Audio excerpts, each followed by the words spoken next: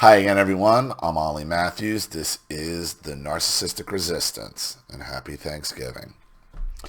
And this resistance video is sponsored by contribution from Treasure Travel. And here's her story. When Greg and I got engaged, we called his parents to share our wonderful news. They were delighted and opened a bottle of nice wine to toast us over the phone. Next, we called my parents, Joe and Joanne. Joe yelled in a disgusted voice. Oh, here comes the sarcasm, right? Here it comes immediately with the fucking put down, right?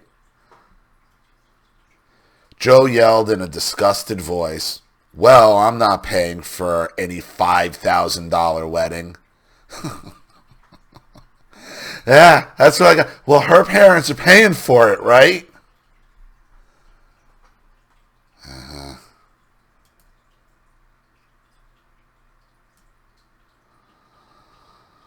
From him. My mother actually took me to get the ring. I've told that story, but... Well, asshole, nobody asked you to. I didn't say that out loud, but that is what I wanted to say. No congratulations, just the usual toxic narcissistic bullshit. As I would later learn from my sister, the reason the number 5K came to his mind was because he had recently heard that a work colleague spent 5K on his daughter's wedding. You know, that is a weird number.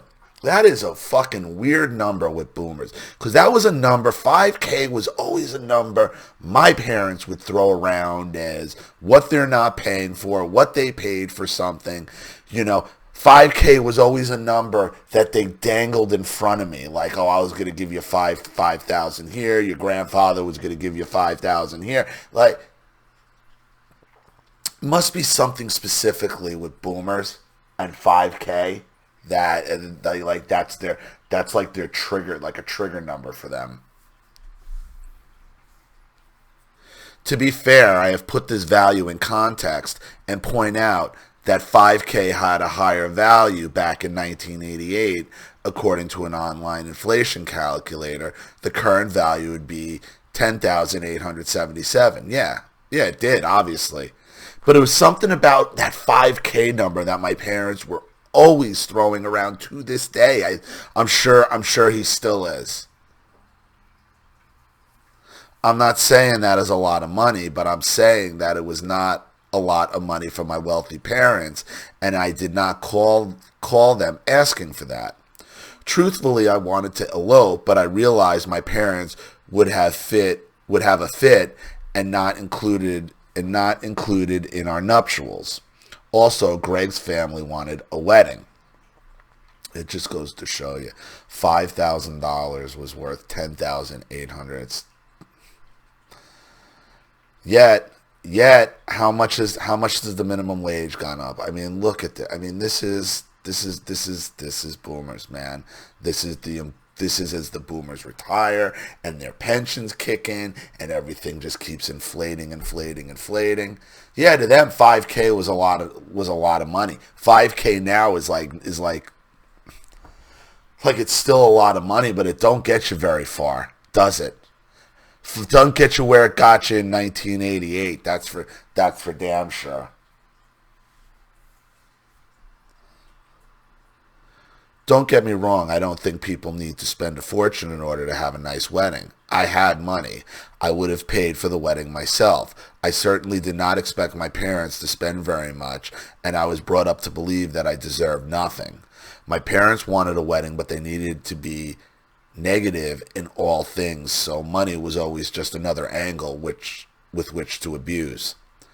My parents were always cheap with me and my sister, the girls, despite the fact that they were well off and had amassed a lot of wealth by the time we were in our teens. My mom's parents paid for her lavish wedding, and as a kid I was fascinated by the beautiful portraits of my princess mother in her white lace ball gown surrounded by her 6 bridesmaids in light blue chiffon. You know, it's like you're describing my mother's wedding album, except she had like 7 bridesmaids, all in these long gold chiffon. The whole nine, the gown, the pictures. I mean, the wedding, her wedding album was encased in gold, and it had a gold case, gold felt case. The album itself was encased in like this beautiful gold material with all this, and each page was like had the gold leaf, and was like had gold picture pin like holding it. Like the thing was amazing. It was amazing.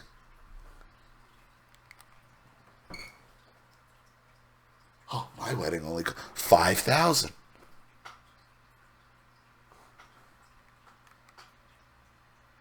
I'm not paying $5,000 for a wedding because her wedding was only like $2,000 in 1968.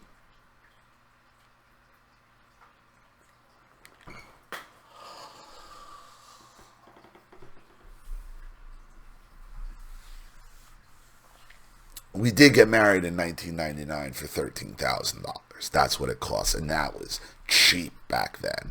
And it was a beautiful wedding because I had connections and I knew people in certain areas, and hired a guy who worked for me as the two who DJ'd on the side, like legitimately DJ'd for wedding. Like,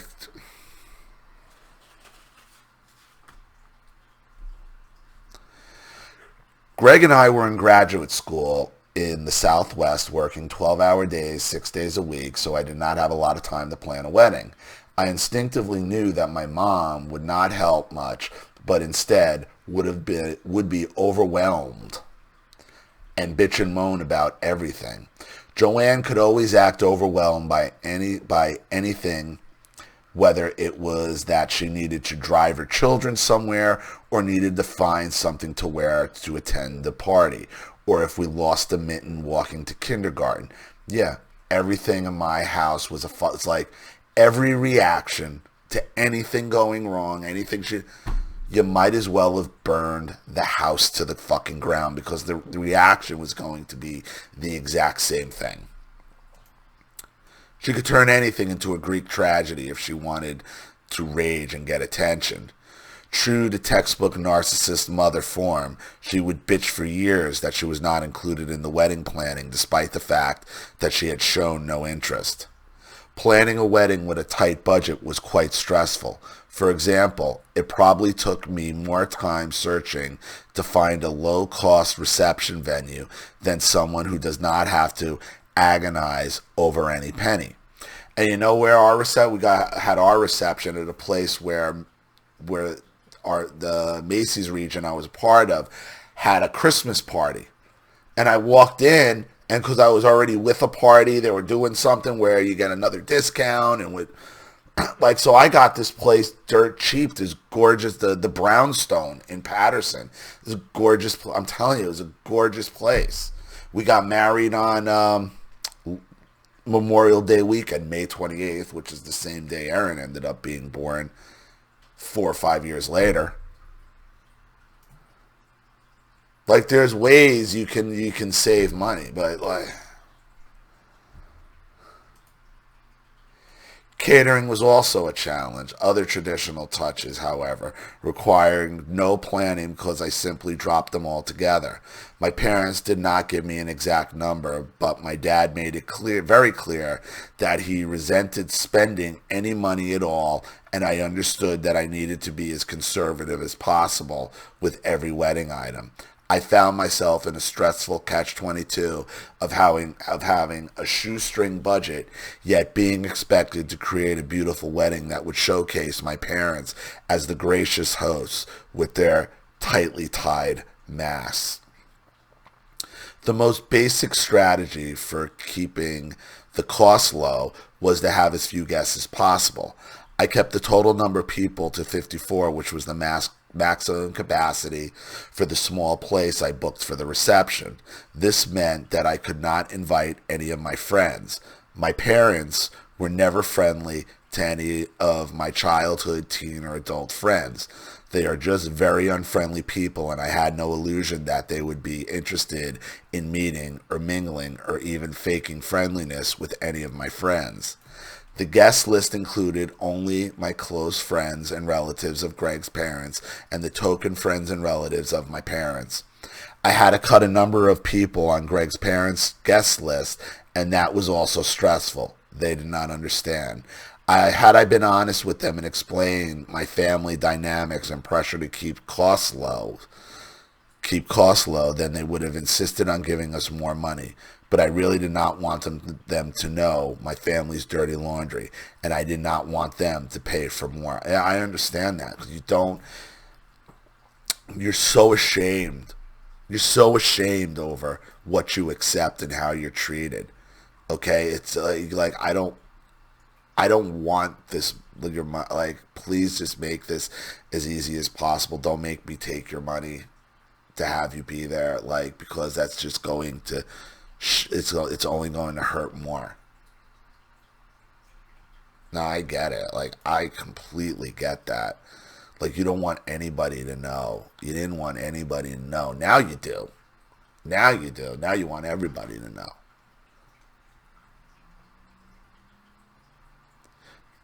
They had already insisted on paying for the photography and for an exquisite groom's dinner at an elegant restaurant, and were hosting 2 brunches at their home, and had also insisted on giving us several $1,000s for our honeymoon. Look, it's like this, Treasure. When my father took my ex-father-in-law outside when we were engaged and said to my, these kids shouldn't have to pay for anything. We'll take care of everything, all right? I'll take care of the flowers in the limo. You know, you take care of the reception and the photos. And no, we pay. We said we'll pay for our own photographs, which I got another deal on from somebody I knew. The wedding dress was made. My ex-wife's wedding dress, which was gorgeous, were made by my boss at the time at Macy's, Giacomo. His mother owned a dressmaking shop in Patterson. And she's like, yeah, man. He's like, just tell him, show us which dress she wants. Like, go to David's Bridal or whatever. Find the dress you want. My mother will make it. She made my wife I think it was like a $6,000 wedding dress for $600. And all the bridesmaids, like the bridesmaids gown, which were these dark blue, simple long gowns with sheer shawl. They were gorgeous. I mean, it was because it was a night wedding. It was a Friday night wedding. It was gorgeous. Like, so we were keeping costs down for her mother, for her parents. We paid for the photography ourselves. Okay, my parents agreed to pay for the limos and the flowers, and I don't remember. But when it came time to pay for the limos, they backed out like they always do, like my parents always fucking do. Always fucking do. Like they ended up doing later with the baby furniture, which was another no contact. But then when I show up at the wedding, see, the limo, the pictures ran over, so the limos ran over, so they needed a credit card. You know, when we finally got to the reception hall for the time, I'm getting married. I don't have my credit card. She don't have a purse on her. We have to go to her father, which I didn't want to do. I didn't want to do it. But I knew my parents weren't going to do nothing. So we had to go up to her, as we're arriving to our own fucking reception. As we're arriving to our own fucking reception. And she had to be like, Dad, you got your credit card? He's like, why? What's up? He's like, the limos ran over. They need a car. He's like, well, he didn't pay. And we had to tell him right there we paid for the limos because my parents refused to pay for them. I had to do that at my reception. Arriving at my reception. I've told that story before. And you don't want to deal with that. You don't want to take other people's money like that.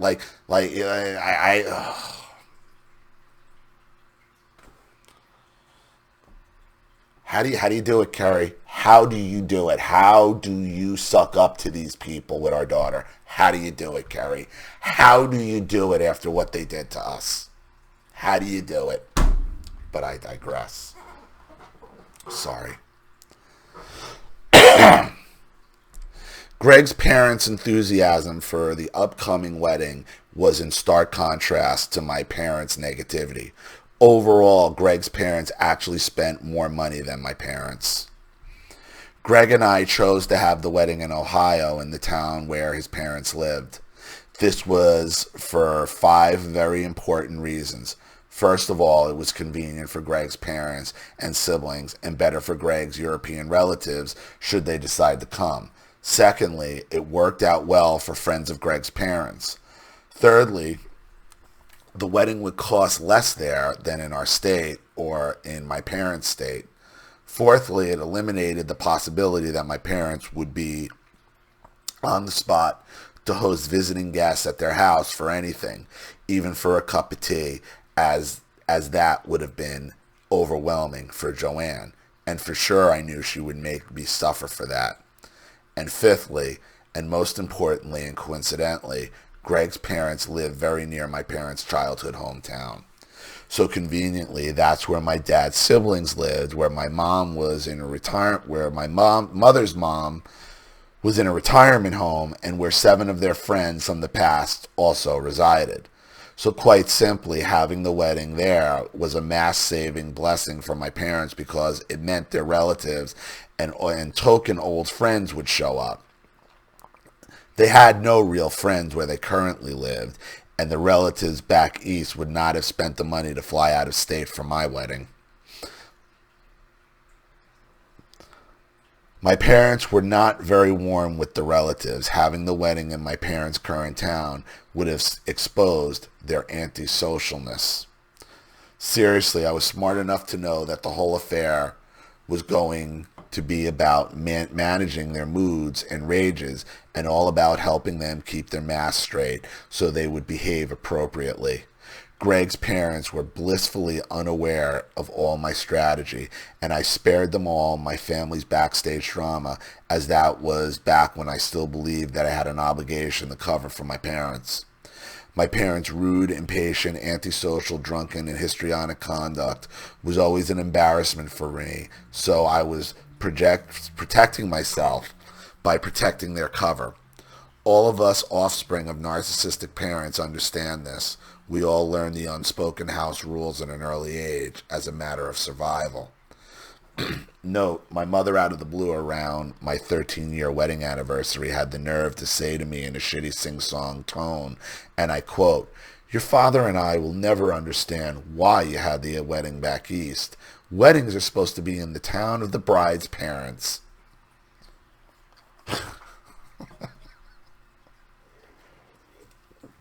Who gives a fuck what you and my father understand? How about that? I'll never understand how I ended up with 2 sociopathic shitbags as parents. That's what Greg and I don't understand.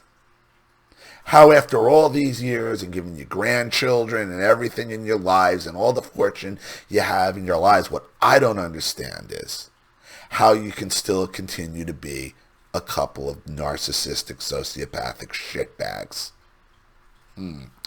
Riddle me that one, Joanne. I looked at her surprised and said, "It was so that your mother could come. Remember that your friend Lisa, the geriatric nurse, graciously offered to drive Granny to and from the wedding and to watch her at the wedding and share a hotel room with her so you, the mother of the bride, would not have to bother? Remember?" That shut her up as she realized that if she tried to argue her original point, then she would actually be arguing that she had not cared about accommodating her own mother. It was actually very important to me to have my mom's mother at my wedding because I loved her dearly. The small reception venue could not accommodate dancing or any musicians or any floral centerpieces on the small tables, so that played out for cutting the cost. Oh, that was another thing my mother paid for, was the floral pieces, because it was about her. It was something she could be complimented on.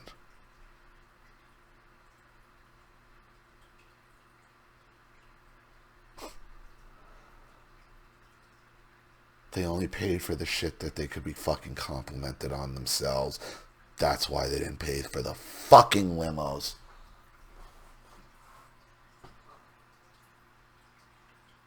The flowers, the centerpieces. You fucking, god damn it, that's the end. Oh.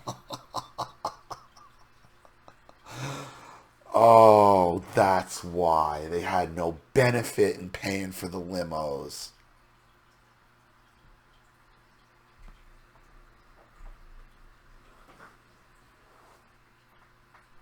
What garbage. Fucking boomer garbage. Joe and Joanne too. Almost used your name again. Treasure.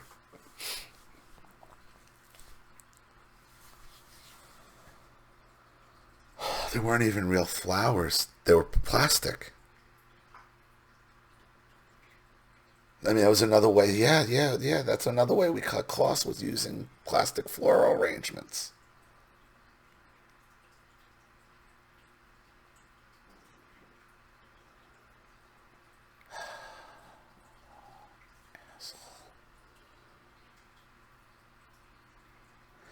I even came up with a way to cut the cost of the cake by decorating with real flowers instead of paying for ornate icing. The total for the reception and the wedding gown came out to only $2,800. That would be $6,000 today, according to the inflation calculator. My dad was pleased with this figure and also pleased that the guest list on our side was almost exclusively his people, so he got generous at the last minute and splurged and added 2 extra side dishes for the buffet for an extra $149, which would be $320 in today's market. I appreciated that. He also gave me a check for $200, telling me to use it to have a wedding shower with our graduate school friends, as he must have realized that all of our friends were cut from the guest list. Additionally, my dad got up and gave a nice toast at the reception, welcoming all the guests, and that was a nice touch. As I have said in other letters, my dad is the warmer one of my parents, relatively speaking. Also, he is intelligent enough to rise to the occasion when social graces are in order. My brother was wonderful leading up to and at my wedding and the reception as well. I want to give credit where credit is due in my origin family. My sister and mother, on the other hand, were awful. As I will explain, my mother and sister seized opportunities to use the dresses as props to stage most of their toxic histrionics. I love the reality show Say Yes to the Dress because I love bridal fashion. However, I find myself in tears watching the loving interactions between normal mothers and daughters shopping for wedding gowns. I flew to my parents' state to include my mother in this mother-daughter tradition. My mom and I went to one bridal store and I selected 3 dresses from the sale rack that were in my size, and I picked the one that fit best without any regard to whether or not I liked it. It was $340 and it was ugly, and I see that in the pictures now, but at that time I was just trying to get this task accomplished quickly before my mom got impatient. My mom then took me to a seamstress she knew named Jan, who marked the hem. The plan was for my mom to then bring the hem dress directly to the wedding. The task was to find bridesmaids' dresses. To conserve the number of guests, I could not have any of my girlfriends as bridesmaids. So my bridesmaids would just be my sister and my 2 sister-in-laws, who were obviously already on the guest list. I was paying for the dresses myself, and I made it very clear to my mother and sister from the very beginning that I needed to buy 3 dresses off the rack at a department store. My wedding colors would then be whatever the color of these dresses. It was not within the budget to have expensive special order bridesmaids dresses from a formal bridal shop. I decided that the dresses would be a T length rather than long and formal because very ornate dresses would clash with my plain bridal gown. They would also clash with the plain chapel and crowded small reception venue. Very low budget weddings have to be more casual by default. That is just the way it is. In my limited spare time, I had been looking for dresses for a couple months, and I told my sister Jane that if she went to the mall and saw something, that might be a possibility that she should call me. That might be a possibility that she should call me. I did not realize that I had just set myself up for a vicious ambush. She and Mom called a week later. My sister lives in the same state and town as my parents, and they called together from my parents' home. My sister said that she had found a bridesmaid's dress that she liked at the bridal shop, and that is what she wanted for the wedding. I asked her the lead time for getting these dresses, and she said 15 weeks. I said that obviously that would not work because the wedding was in 13 weeks. She and my mom exploded at me and said how dare I waste Jane's time and how selfish I was and how I inconvenienced everyone with my bad planning. I reminded them that I made it clear that special order dresses were too expensive, and I also reminded them that I had warned them specifically about how the standard 15-week lead time for bridal boutique special order dresses and how that would not work. It don't matter what you want. It don't matter what you want. My sister denied having those conversations with me and slammed down her phone receiver. My mom told me how selfish I was one more time and then got off the phone. My dad then picked up the phone. I was scratching my head. Why make the call and lead the conversation calmly as if the dress was a possibility and then explode in anger as if the new revelation that these dresses were never a possibility. It was such a childish stunt because they wanted the wedding moved for a different reason. They wanted the wedding moved. They wanted the wedding moved for their own selfish reasons that may have never been revealed to you. Obviously, Jane went to the fancy shop because she wanted to play dress up and then saw the opportunity to be a shit stirrer. I used the term that Ollie used for my sister in the video title, "Don't help the narcissist fix their mask." Yeah, your sister's a shit stirrer. And she wanted to see if she can get that wedding moved. With my dad still on the phone, I asked him to explain what just happened. He said he was not involved. They were trying to draw him into the drama, but he was resisting. And if he was heard to agree with me, then he would pay a price. This was another one of those times when I said to him, "You're a smart man. You're a smart man. Surely you see how illogical this is. Surely you see that this was not a misunderstanding, but a setup." He just repeated that he was not involved and did not want to get involved. My mother and sister gave me the silent treatment for about 2 months after this phone call. I would call to ask my mom something about the wedding, and she would just hurl an insult at me and refuse to have a conversation. The silent treatment was intended to give me anxiety prior to the wedding. Yeah, it was intended to trying to ruin your wedding. Like, they're actively trying to ruin your wedding. Your mother is jealous because your mother and sister are jealous. The competition.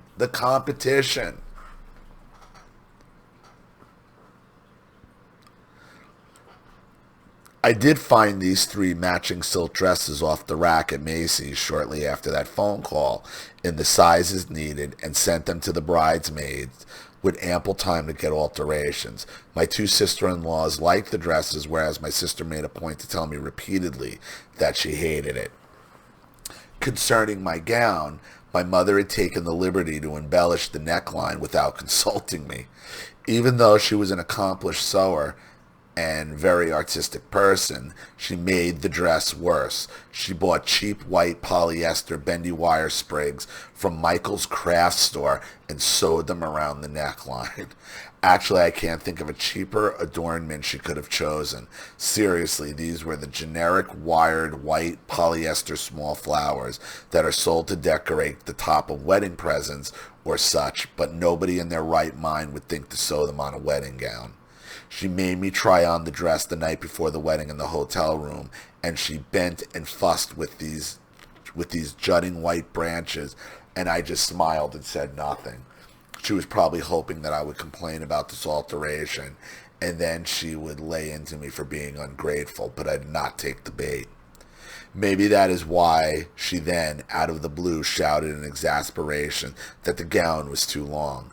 She flew in an abominable rage, accusing me of not standing up straight for Jan during the pinning of the hem. "You didn't stand up straight for Jan," she screamed. "God damn it, why the hell didn't you stand up straight for Jan?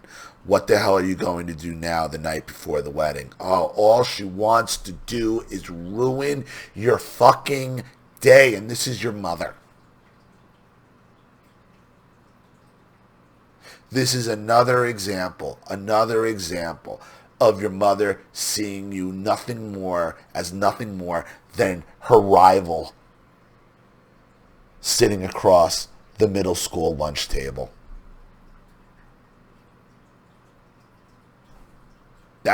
She sees you, all she wants to do. Oh, you look fat. That's all she wants to do because she lives in a world of jealousy.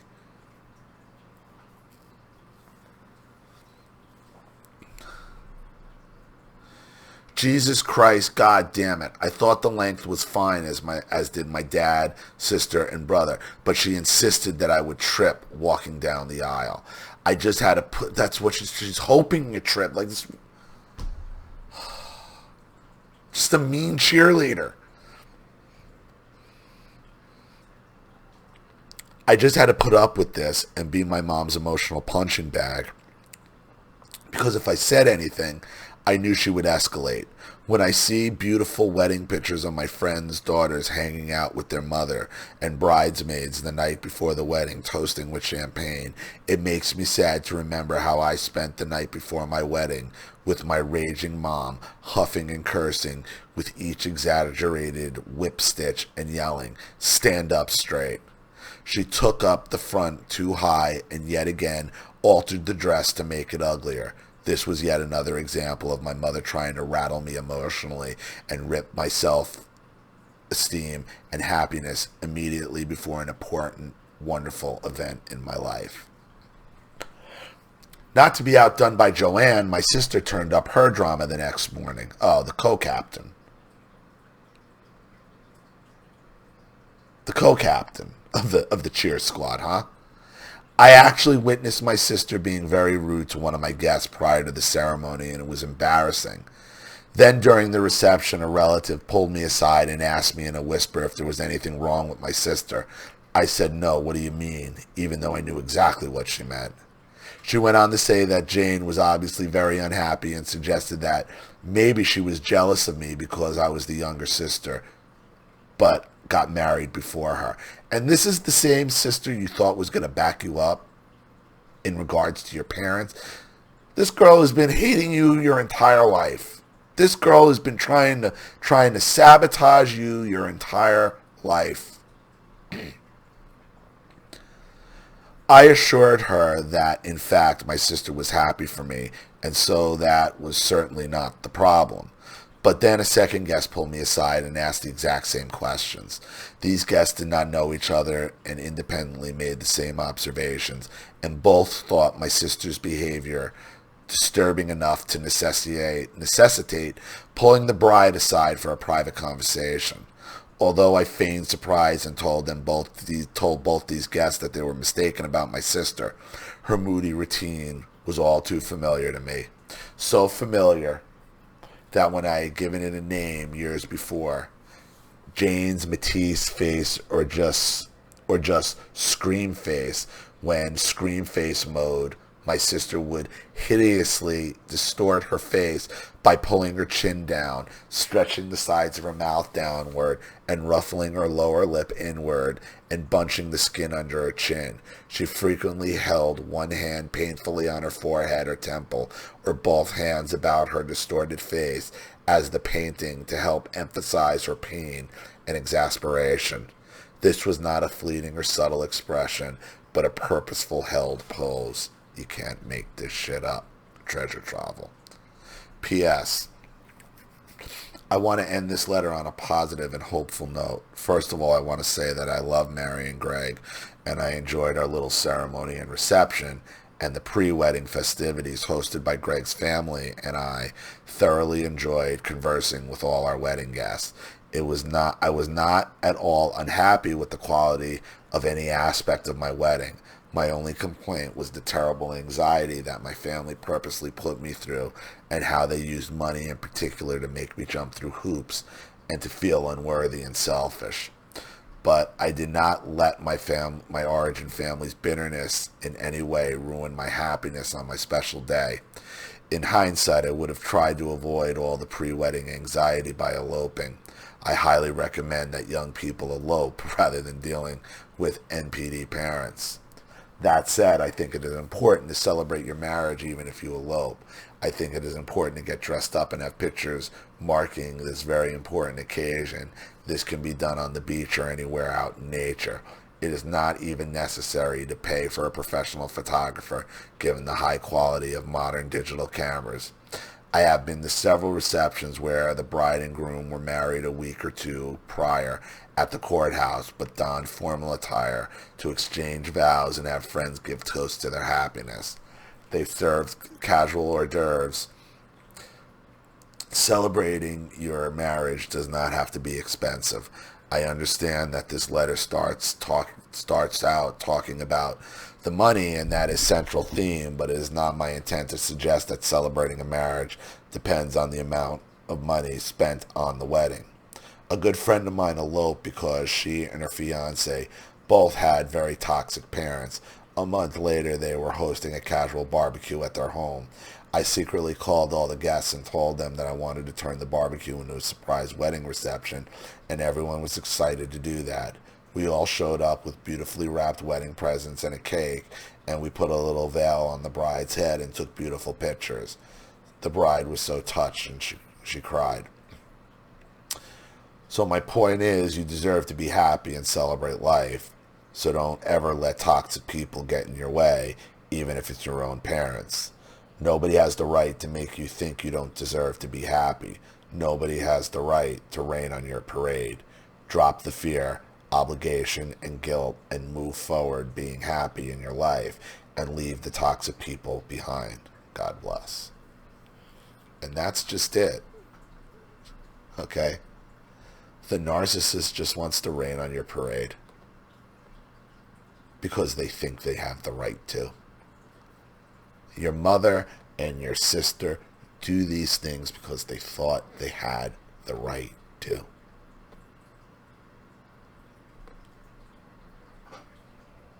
That's the baby boomers, and that's the baby boomer mentality, really. The baby boomer mentality is they believe they have the right to rain on your parade. They believe that wholeheartedly. Any thought against it is just offensive to them. And so do the baby boomer bootlickers as well, which is what your sister is. So, I hope that helps. Thank you, Treasure, again, for another great story and all your support. I really do appreciate it. Thank you to everybody watching. Please leave any opinions or advice in the comment section below.